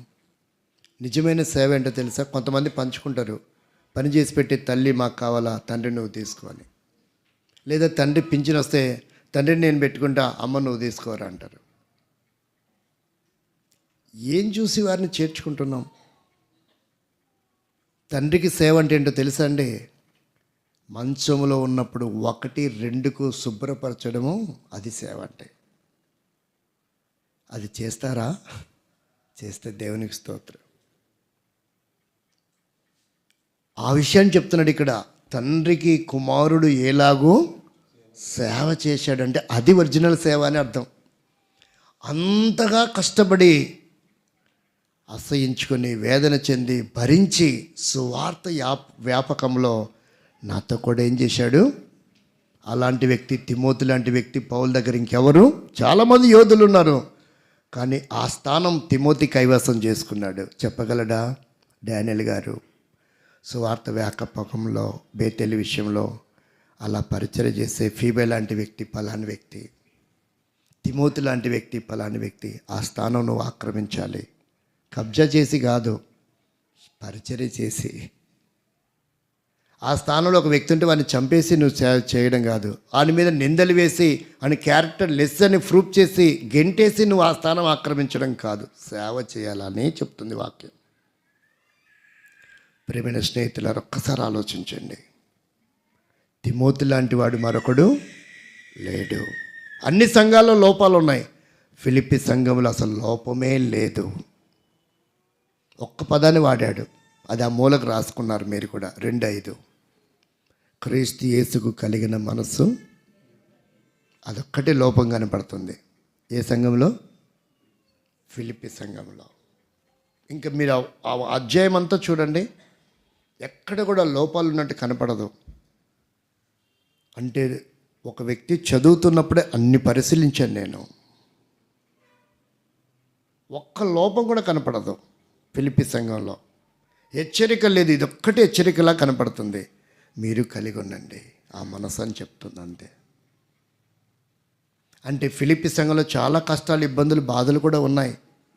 అందుకే 4 అధ్యాయం మొదటి వచనం చూడండి ఏం చెప్పాడు. 4 అధ్యాయం మొదటి వచనం చూడండి. కావున నేను అపేక్షించు నా ప్రియ సహోదరులారా, నా ఆనందమును నా కిరీటమునైన నా ప్రియులారా, అంటే ఎంతగా వారిని ఘనపరుస్తున్నాడో చూడండి. నా ఆనందమును నా కిరీటమైన ప్రియులారా, ఇట్లు అంటే ఇదే పద్ధతిలో ఇంకాస్త ఆత్మీయం కూడా మీరు ఏం చేయండి అంటున్నాడు. స్థిరులై ఉండండి. ఇన్ని చెప్తూ ప్రేమపూర్వకంగా ఒక అద్భుతమైన మాట చెప్పాడు. అస్థిరులారా అనలేదు. ఒక్కోసారి మనం అలాంటి పదాలు వాడితే వాడి క్యారెక్టర్ చూస్తే మందిరానికి దూరం అవుతాడు, సంఘానికి దూరం అవుతాడు. వాడి బలహీనతలు మనం చూడకూడదు. ఇలాగే రా, క్రమంగా దేవుడు నీకు మేలు చేస్తాడు. కొన్ని అలవాట్లు ఉన్నాయి, పోతాయిలే రా. అలా చెప్తే సంఘాన్ని మనం కట్టగలం, ఆకర్షించగలం. ఏయ్ పనికి మాలాడా, బుద్ధిలేనుడా, పో అన్నాం అనుకో. అదేంటండి అట్లా అన్నారంటే, నువ్వు పోతే నీ తాత వస్తారా అంటే వాళ్ళ నాన్ననే బతికిలేడు, ఇంక వాళ్ళ తాత ఎక్కడి నుంచి వస్తాడు చెప్పాలి. ఇక్కడ పౌలు ఎలా చెప్తున్నాడు, నా కిరీటమును నా ఆనందం అని చెప్పి ఒక మాట అన్నాడు, ప్రభునందు మీరు ఇట్లు స్థిరులై ఉండండి. ఎంత ప్రేమను ఆ పదానికి జోడించాడు చూడు. వాస్తవంగా ఆ పదం ఎలాగుండాలి, అస్థిరులారా అనే పదం వాడాలి అక్కడ. అవునా కాదా? స్థిరులై ఉండండి అంటే ఏమై లేరని అర్థం. వారు విశ్వాసులే, వీరులే, యోధులే, కానీ దాంట్లో వారిలో కొంత ఏం లోపం కనపడుతుంది, స్థిరత్వం కనపడడం లేదు. అందుకనే ఇట్లు ప్రభునందు మీరు ఏమై ఉండండి, స్థిరులై ఉండండి. ఘాటైన పదాలు లేదు కాబట్టి ఇక్కడ అర్థం చేసుకున్నాం. కాబట్టి సంఘాన్ని కట్టే విధానం అందరికీ చేత కాదు. ఈరోజు పాడు చేసే వాళ్ళు ఎవరంటే ఎక్కువ మంది సేవకులే. సేవకులు ఈ మాట మన్నించాలి నా విషయంలో. ఈరోజు బేతేలు ఉంది, కసాపురం అంటే దేవునికి స్తోత్రం. కాబట్టి మాదిరి అవ్వాలి. మొదటిది ఏంటంట, ఏ విషయంలో మాదిరి అయినారు? వారు మొట్టమొదట మాదిరి అవడానికి గలవైన కారణాలు ఏంటంటే, వారు సంపూర్ణంగా సమస్యల వలయములో ఉండి కూడా యేసుక్రీస్తుని సొంత రక్షకుడిగా, కొరతలున్న, సమస్యలున్న, అనారోగ్యమున్న, ఇబ్బందులున్న, కష్టాలున్న, అప్పులున్న, కోర్టు కేసులున్న, గొడవలున్న, నిందలున్న, అవమానాలున్న మొట్టమొదటి స్థానం దేవుణ్ణి అంగీకరించాలి. రెండవది ఏంటంట, విశ్వాసంలో మనం ఎదగాలి. కాబట్టి వారు ఏమైనారంట, విశ్వాసులకు మాదిరి అయితిరి. చూడండి, వారు బహుభయంకరమైన శ్రమలలో ఉన్నారు. తిమోతికి రాష్ట్ర పత్రిక మొదటి పత్రిక 4:12 ఇక్కడ చెప్తున్నాడు. తిమోతికి రాష్ట్ర మొదటి పత్రిక 4:12.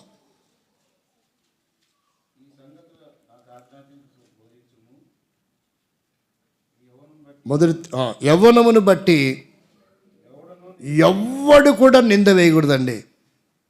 యవ్వన బలాన్ని ఇతరులకు పంచకూడదు. నాకు అనిపిస్తుంది,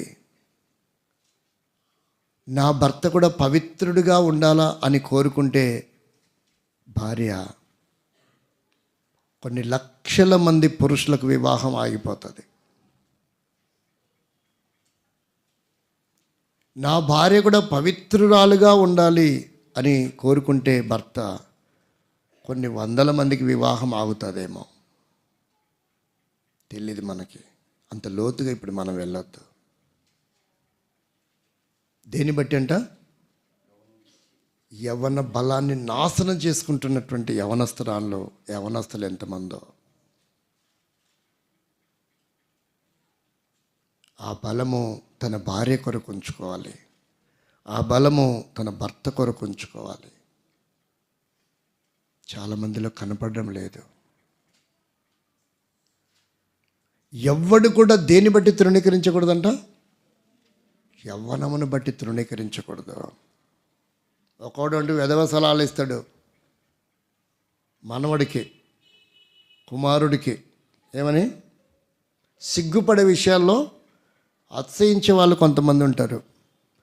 కొంతమంది ఆంటీలు, అమ్మమ్మలు కూడా సిగ్గుపడే విషయాల్లో అతిశయించే వాళ్ళు ఉంటారు. ఏమే ఒక్కడితో ఇన్ని మాటలు మాడుతున్నావు, నేను ఎంతమందిని మెయింటెనెన్స్ చేశాను తెలుసా నా వయసులో అంటది. ఎంత బుద్ధిహీనమైన విషయాలు అవి.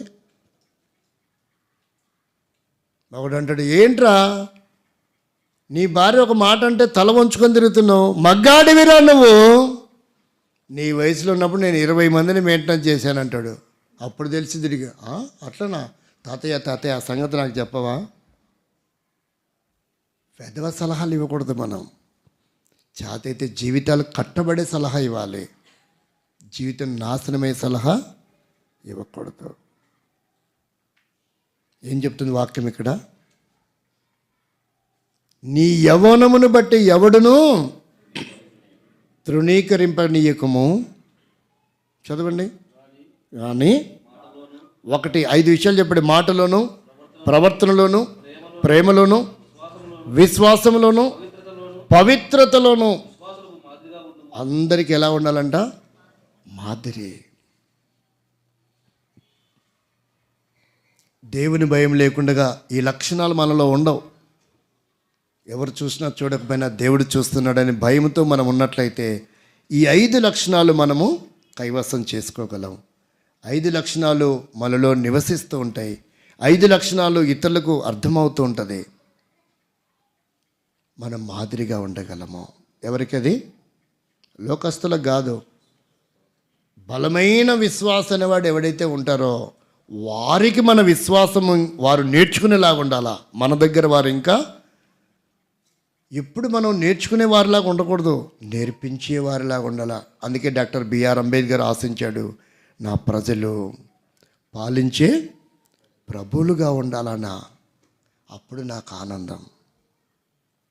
పాలకులుగా పాలించబడే వారిగా ఉండకూడదు, పాలించే ప్రభువులుగా ఉండాలి. అది ఆయన కోరుకున్నాడు. కాబట్టి ప్రేమైన స్నేహితులారా, మిత్రులారా, ఎప్పుడు మనం వేరే వ్యక్తిని చూసి నేర్చుకునేలాగా ఉండకూడదు. మన జీవితాన్ని చూసి ఇతరులు నేర్చుకునేలా ఉండాలి. అది దేవుడు కోరుకుంటున్నాడు. కాబట్టి యవ్వన బలాన్ని బట్టి, యవ్వన జీవితాన్ని బట్టి, యవ్వన కాలాన్ని బట్టి, విశ్వాసాన్ని బట్టి, స్థితిగతులను బట్టి మనము తృణీకరింపబడకూడదు. కానీ సమాజానికి, విశ్వాసులకు మనం మాదిరిగా ఉండాలి. ఇది దేవుని వాక్యం చెప్తా ఉంది.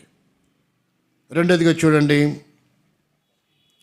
సామెతల గ్రంథం 15వ అధ్యాయం 1వ వచనం చదవండి. ఉదాహరణ మత్తయి సువార్త 12:36 ఒకరు చదవండి. మృదువైన మాట క్రోధమును చల్లార్చును, నొప్పించు మాట కోపమును రేపును. అంటే మన మాట చెవికి రుచికరంగా ఉండాలి. అరే ఆ నోరు తెరిస్తే కంపర బాబు, చెవులో బ్లడ్ కారుతుంది, వినలేము, చచ్చిపోతాం అన్నట్టు ఉండకూడదు. ఎంత కోపంతో కత్తి తీసుకొని వచ్చి కాళ్ళు చేతులు నరుకుతాను అన్న, నన్ను నరికినా ఒకటే, కుక్కను నరికినా ఒకటే. అంత విలువైన వ్యక్తివి, కుక్కలాంటి నన్నేం నరికితే ఏం విలువ ఉంటుంది నీకు అంటే వాడు మొత్తం దిగిపోతుంది కోపం. ఏంటి, నేను నరకనీకి వచ్చింది వీణ్ణి కదా, నేను నరకనీకి వచ్చింది నా భార్యని కదా, కుక్క నరికినా ఒకటే, నన్ను నరికినా ఒకటే అని నేను కుక్కలాగా పోల్చుకుంటే ఇంక నేను నరకడం ఏం బాగుంటుంది. భీష్ముడు ఒకరోజు అదే చేశాడు. వీరునితో నేను యుద్ధం చేయగలను కానీ శిఖండితో నేను యుద్ధం చేయను. చాటున ఉండి శిఖండిని అడ్డం పెట్టుకొని అర్జునుడు బాణం వేశాడు. అర్జున, భీష్మునితో తలపడ్డ మన తరం కాదిక, ఇదే మంచి అవకాశం. వేసే శిఖండిని అడ్డం పెట్టుకొని ఆలోచించండి. పౌరాణికాలు కూడా మనం తెలుసుకోవాలి. ఒట్టి బైబిల్ పట్టుకుంటే అర్థం కాదు, చరిత్ర తెలుసుకోవాలి, అన్ని విషయాలు ఆలోచించాలి. కాబట్టి ఇక్కడ చెప్తా ఉన్నాడు, అలాగున్న భీష్ముడికి మరణానికి శిఖండి ఒక కారణమవుతూ వచ్చింది. వీరుడితో యుద్ధం చేయగలం కానీ శిఖండితో ఏంటి? శిఖండిని ముందు పెట్టారు. శిఖండితో నాలాంటి వీరుడు తలపడమా? దానికంటే చావడమే మంచిది. పవిత్రత విషయంలో చూసారండి, రాజహంస ఏం చేస్తుందో తెలుసా? 100 లీటర్లు నీళ్ళల్లో 1 లీటర్ పాలు పోస్తే ఆ 100 లీటర్లు నీళ్ళను వదిలిపెట్టి లీటర్ పాలు మాత్రమే తాగగలదంట. ఆలోచించండి. ఒక పక్షి లోకంలో పాపము, అపవిత్రత, మలినము, కుళ్ళు, కుతంత్రాలు ఉన్నాయి. ఒక విశ్వాసి రాజహంసలాగా ఉండాలి. అవి ఏవి అంటకుండగా ఆ శ్రేష్టమైన దాన్ని ఆస్వాదించే వారంగా జీవించాలి. అదే విశ్వాసం అంటే. లోకంలో వేరే జీవించడం అంటే షాపులు వాళ్ళవే, ఎక్కడ ఏ వస్తువు కొనాలన్నా మరి ఎలా ఉండగలం మనం? కాబట్టి ఆ వ్యర్థమైనది ఏది మనకు అంటకుండా పవిత్రంగా మనల్ని మనం బిల్డప్ చేసుకోవాలి, కట్టుకోవాలి. అందుకే ఇక్కడ ఏమంటున్నాడు? కోపాన్ని పుట్టించకూడదు. మత్తయి సువార్తలో 12:36 చదవండి. నేను మీతో చెప్పినది ఏమనగా, మనుషులు పలుకు వ్యర్థమైన ప్రతి మాటను గూర్చి ఒకరోజు ఉంది, విమర్శ దినమున లెక్క చెప్పాలి. ప్రభా ఏదో మరి స్వరశక్తి చేశాను, మనవడు అవుతుంది, మనవరాలు అవుతుంది, అల్లుడు అవుతాడు, కోడలు అవుతుంది, అట్టన్నానంటే కుదరదు. బామర్దండి, మా మర్దలండి, అందుకే అట్టన్నానులే అంటే కుదరదు. అవి విశ్వాసులకు తగదు. విశ్వాసులైన తర్వాత మన సంభాషణ ఎలా ఉండాలి? అమ్మ, అక్క. రెండోది ఎలా ఉండాలి? తల్లి, చెల్లి, అన్నయ్య, తమ్ముడు, ఇలా ఉండాలి. నిన్న ఒక సహోదరు అంటుండే, ఏంటి అంటే వరుసకు మామయ్యనే అవుతాను కానీ ఏమని పిలుస్తారంట? ఏందని పిలిచేది? అన్నానే పిలుస్తారంట. వరుసకు ఏమవుతారంట? మామయ్యనే అవుతాను కానీ నేను, కానీ వీడేమని పిలుస్తాను? నన్ను అన్నయ్య అని పిలుస్తాడు. ఫెలోషిప్, ఆత్మీయత. ఒకవేళ మామ అన్నాడు అనుకో, కర్ణాటక బార్డర్లో ఉంది, ఇంక అల్లుడిని ఏమని పిలుస్తాడు? ఈయన కనుక మామ అని పిలిచాడు అనుకో, అల్లుడు ఈయన ఏమని పిలవాలా? ఏమి లే అనాల్సి వస్తుంది కదా. అట్లుంటుంది అన్నమాట. కాబట్టి విశ్వాసులకు అవి తగవు. విశ్వాసుల సంభాషణ ఎలా ఉండాలంట? ఒకరోజు తీర్పులోకి వస్తాయి. తప్పించుకోవాలంటే మన సంభాషణ, మన పలకరింపు కూడా మార్చుకోవాలి. మన పలకరింపు దేంతో ప్రారంభించాలా? ఒకరొకరు ఉంటారు, వాడికి పుట్టి నెలనే ఉంటుంది, అప్పుడు దానియేలు గారు ఆ ఇంటికి వెళ్ళి ఉంటాడు, ప్రార్థన చేద్దాంలే పలకరించని. ఆ పుట్టినటువంటి నెల పిల్లోడితో చెప్తారు, అరే దానియేలు తాత వచ్చాడు, ప్రైజ్లాడు చెప్పు. వీళ్ళు చెప్పరు.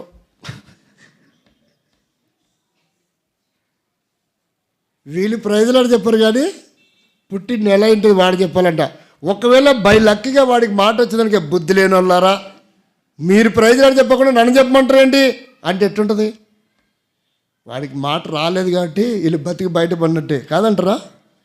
వీళ్ళు ఎందుకు చెప్పరో వాని చెప్పమంటారు. మంచిదే, చెప్పురా అని నేర్పించడం మంచిదే, కానీ ముందు ఎవరు చేయాలా? మనం చేయాలా. ఇందాక ఒక ఇంటికి పోతే వాడికి ఫస్ట్ చూస్తే అమ్మాయి అనుకుంటారు, కానీ వాడు అబ్బాయే. ఆడి సెకండ్ గ్యాప్ ఇట్లా 1 నిమిషం లోపల 30 సార్లు 40 సార్లు ప్రైజ్లాడు చెప్తూనే ఉన్నాడు. మంచిదే, దేవుని స్తోత్రం. పసిపిల్లలకి చెప్పడం తప్పేం కాదు, కానీ ముందు మనం ఎందుకు చెప్పము ఆలోచించాలి. అది కూడా చాలా ప్రాముఖ్యమైన విషయమే. మనం చేయకుండా వారికి చేయమని చెప్పడం తప్పు.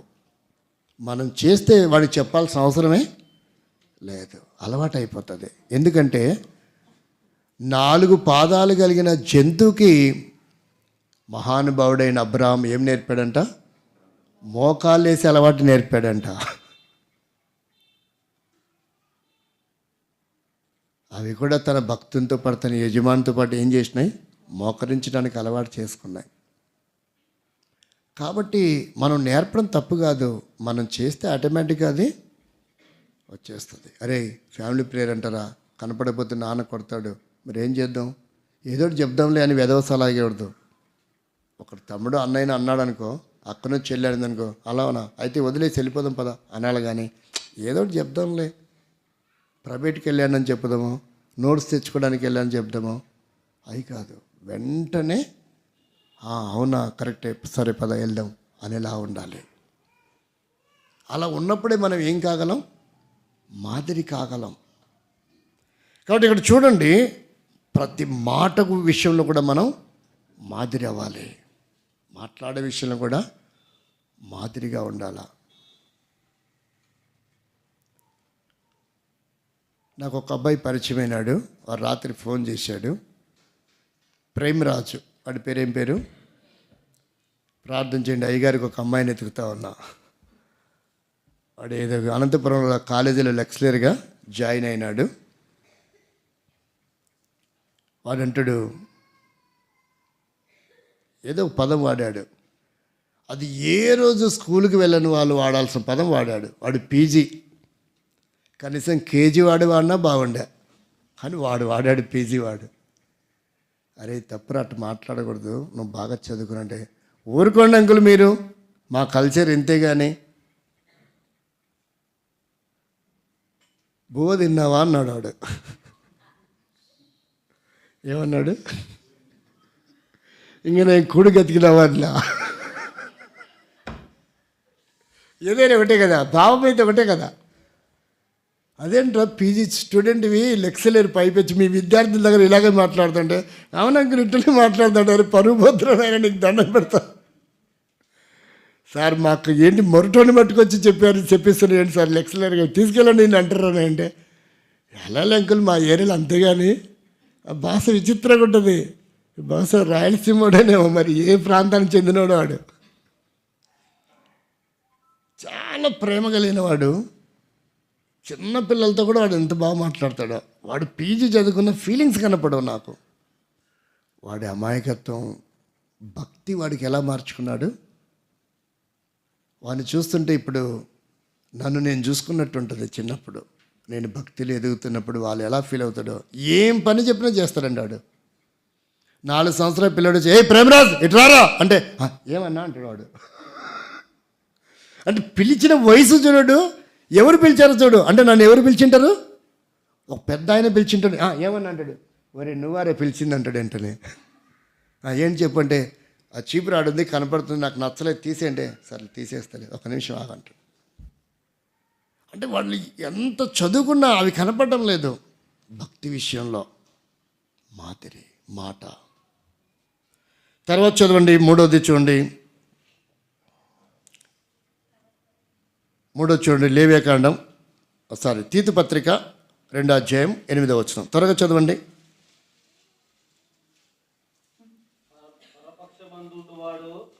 తీతు పత్రిక 2వ అధ్యాయం 8వ వచనం. తీతు 2వ అధ్యాయము. పరపక్షమందుండువాడు మనల్ని గూర్చి చెడు మాట ఏదియో చెప్పనేరక సిగ్గుపడినట్లు అన్నిటి యందు నిన్ను నీవే సత్కార్య విషయమై. ఈ పదం రాయలసీమ పదం లాగే ఉంది. ఏ పక్షం అంటది? అంటే వాడతారు ఇక్కడ, ఆ పదం వాడతారు ఇక్కడ. అంటే తర్జుమాలో ఎవరో రాయలసీమలో ఉన్నారనిపిస్తుంది, బైబిల్ తర్జుమాలో. పరపక్షము అంటే ఏమంటారు? నిర్వచనం చెప్పండి. భేదము లేకుండగా, మాటలో అరమర లేకుండా. అంటే బైబిల్లో మన పాటలో ఉంది, అరమారలేక నన్నాదరించి కదా. అరమర అంటే అర్థం ఏంటి? ఏ భేదము చూపకుండగా, పక్షపాతము చూపకుండగా, హెచ్చుతగ్గులు చూపకుండగా, సమాంతరంగా. పరపక్షం అంటే కూడా అదే. రహస్యం లేకుండానే ఒక మాటలో చెప్పొచ్చు. ఏం లేకుండా పరపక్షం అంటే అదే. అంటే సత్కార్య విషయంలో ఎలా ఉండాలంట? మాదిరిగా ఉండాలా. అంటే మనం చేసే ప్రతి పనిలో ఇతరులకు ఎలా ఉండాలా? ఒకసారి భక్సింగ్ గారు కాన్వకేషన్ టైంలో తిమోతిని పిలిచాడంట. అంటే ఆయనకు తిమోతి, మనకు తిమోతి గారు. తిమోతి అంకుల్ని పిలిచాడంట. తిమోతి, ఒక పెద్ద మట్టి కుప్ప ఉందంట, కాన్వకేషన్స్ కదా, ఈ మట్టి కుప్ప అంతా ఎత్తి అక్కడ పోసే ఆ పల్లంలో, అంటే పల్లం అంటే ఏమంటే ఇక్కడ గుంటలో, అంటే ఇక్కడ ఎత్తుంది అక్కడ ఆ గుంటలో పోసే అని చెప్పిన అంట. ఈయన అంటాడు నేను గాలి వస్తే కొట్టుకుపోతా, ఆ మట్టి కుప్పని పెద్ద కుప్పని ఎత్తి గుంటలో పోయాను నేను. అప్పుడు ప్రార్థన చేశాను, ఏమనకూడదు ఇంకా లోపటమే. తిమోతికి మాట్లాడినాడా అన్నా అంటుంటాడు అంట. అంటే వయసు తగ్గిన తర్వాత కొంచెం ప్రొనౌన్సన్ మారింది, కానీ మాట మాత్రం కంచులాగా ఉంటుంది. మరి ఆయనకి మహానుభావుడు, ఆయన రాయలసీమోడే, అంటే మీ పక్క జిల్లా ఆయన అనుకుంటా, మదనపల్లి సొంతూరు. రాయలసీమకి ఎంత చెడ్డ పేరు ఉందో మూవీస్లో. రాయలసీమకి ఎబ్రోను సహవాసంలో దేవుడు అంతగా గణపరిచాడు. దేవుని స్తోత్రం. నిజంగా ఆశ్చర్యమే. రాయలసీమలో ఉంటే ఎంత బాగుండేదో అనిపిస్తుంది ఒక్కోసారి. కాబట్టి ఇక్కడ మనం గమనించండి, ఎందుకో దేవుడు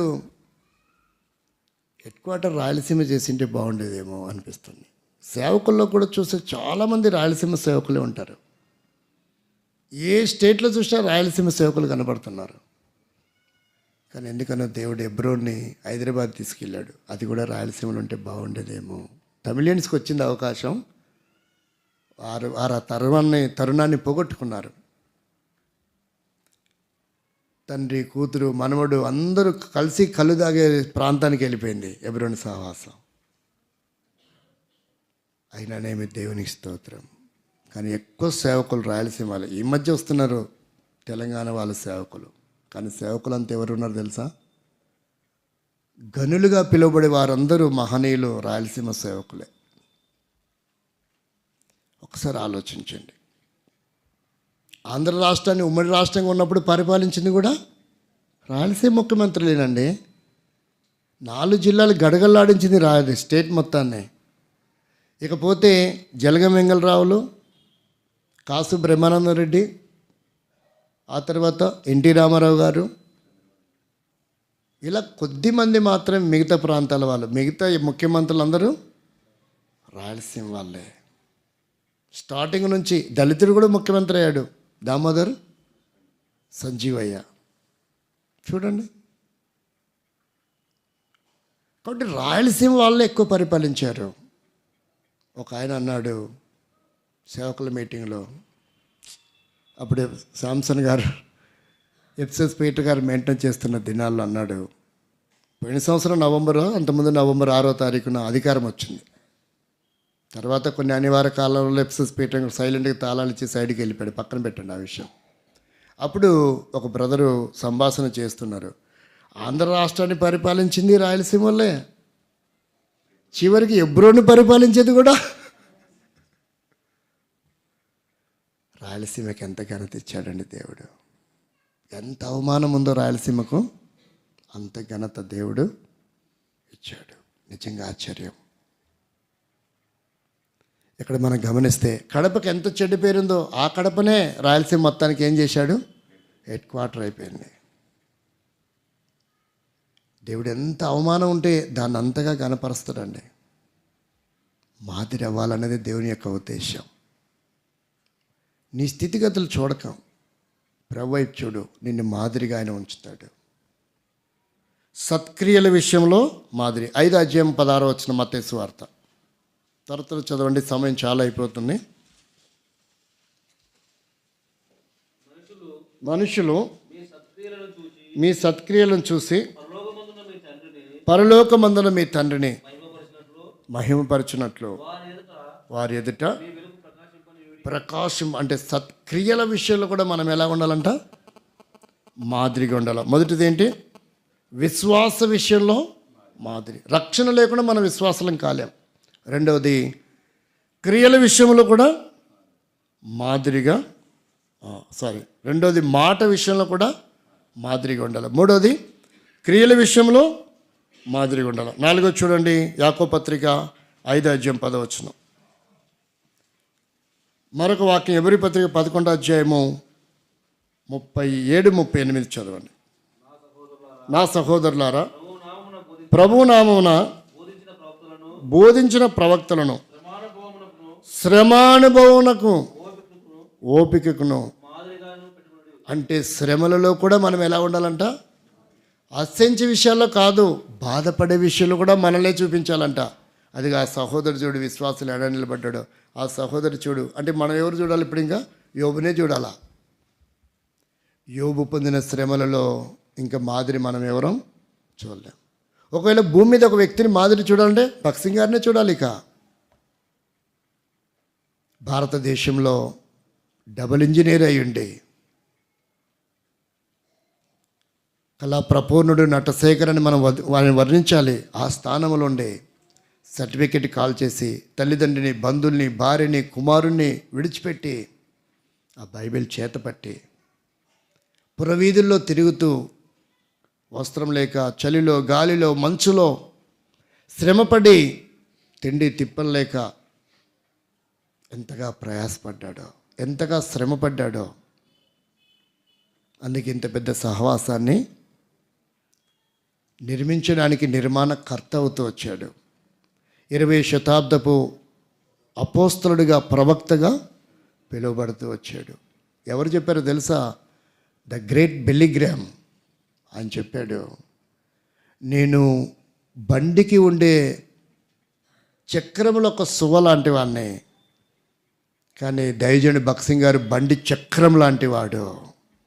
ఆ చక్రంలో నేనొక, ఆఫ్టర్ ఆల్ ఒకవేళ సైకిల్ చక్రం అనుకో, ఎన్ని పుల్లలు ఉంటాయి? పుల్లలో సువల, ఇక్కడ ఏమంటారు? ఫోక్సా? తెలుగు పదం అది?